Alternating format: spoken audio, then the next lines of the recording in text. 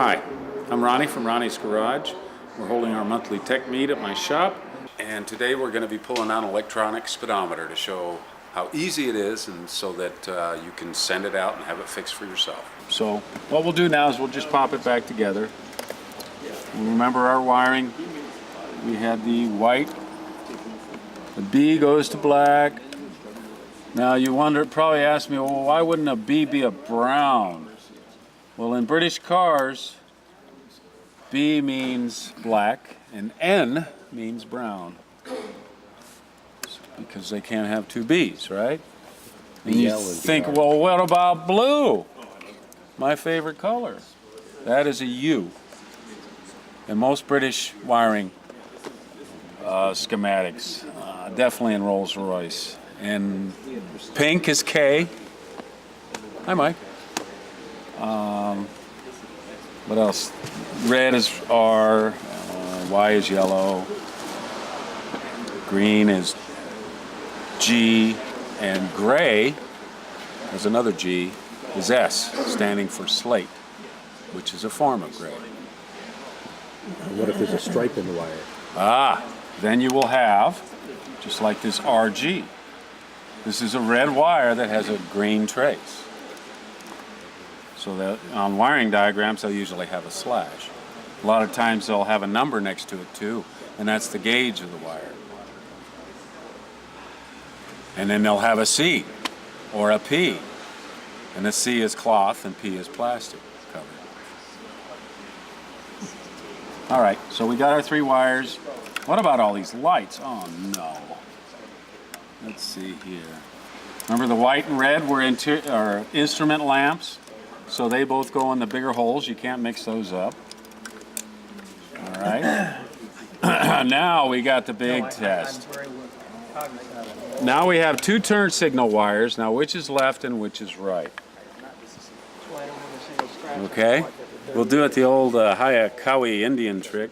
Can someone open the trunk and turn the battery switch back on? So you open the trunk, and on the left side, you'll see a little black twisty knob. Just turn it a quarter turn to the right. So the turn signals do not work unless the key is on. So I'm going to turn the ignition on. And then I'm going to go left on my left turn signal. Then this bulb, if you look at it, you say, well, it's not flashing. But if you look at it closer, it only has one wire to it, so it doesn't have a complete circuit. So we can ground it to the case. The case is not grounded. We'll ground it to this. So that's probably not it. Let's try this one. There it is. So that's left. Okay. So you can always assume, now it's going to work, that the other one is right, but we will check. So let's go to the right. There it is. It's lit up, right? Now it's flashing. All right. We'll just squeeze that a little bit. All right. So now we'll turn the key back off and watch your wires. We'll push this back in here gently without touching anything on here. Okay, now it's just reverse the process. We'll put the 3 screws in instead of 4 because Ronnie is a cheater. Should you check your dash lights while you got it? Oh, Chuck, you're always thinking.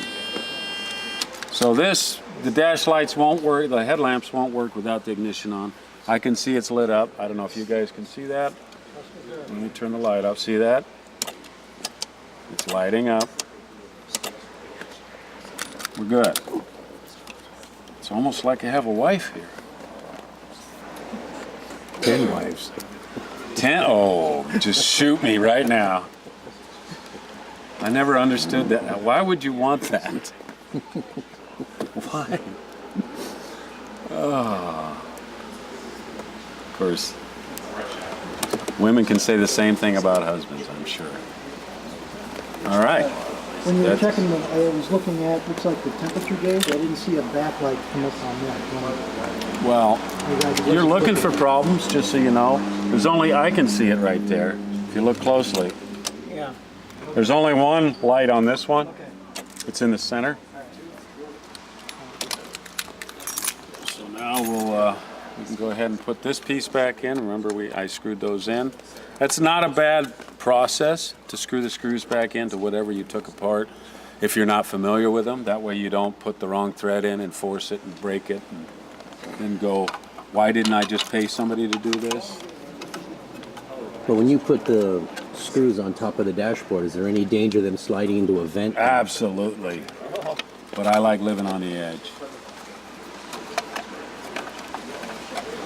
Okay. So this is a bi-braille deal. It's an interesting process,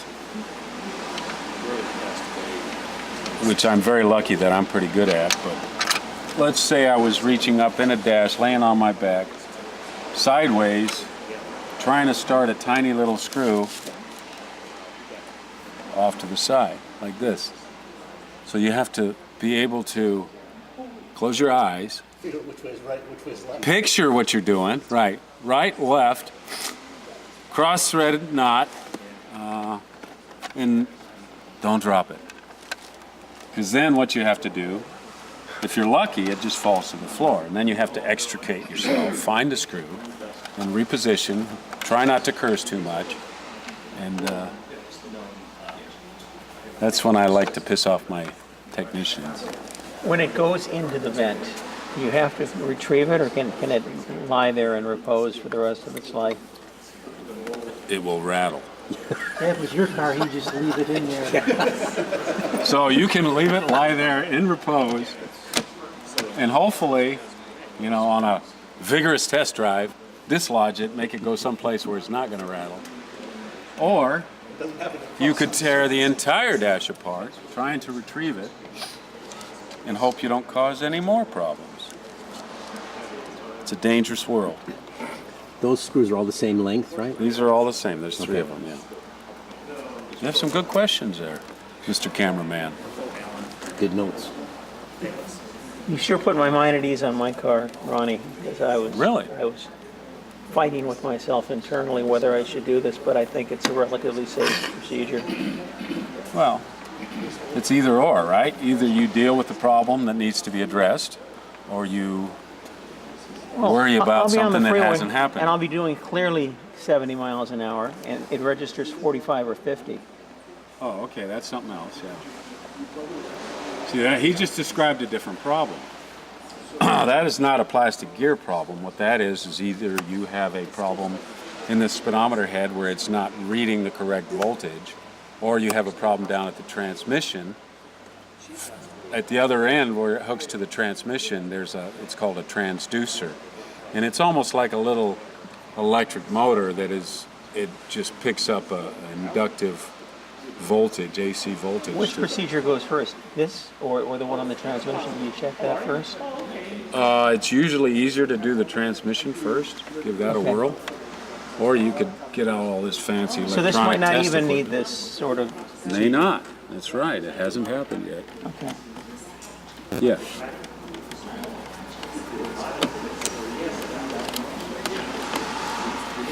Any questions?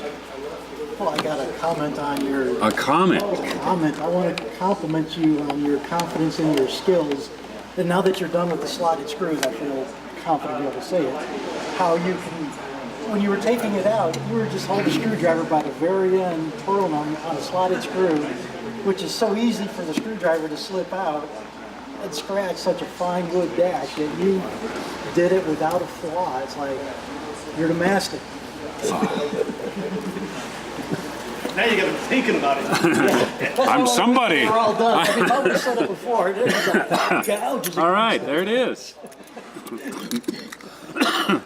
Years of practice, Chuck. Yes, that's what I was going to say. But do know that I did not use an electric screwdriver. Oh, Okay. But when Now you I put- see people put stuff together with those, and it just scares the heck out of me because first of all, when you're putting it together, you're applying pressure forward towards your work, and with a slotted screw, the likelihood if it's going to go off center is about 99%.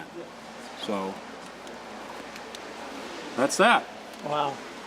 Thank you. That's it. Thanks for coming.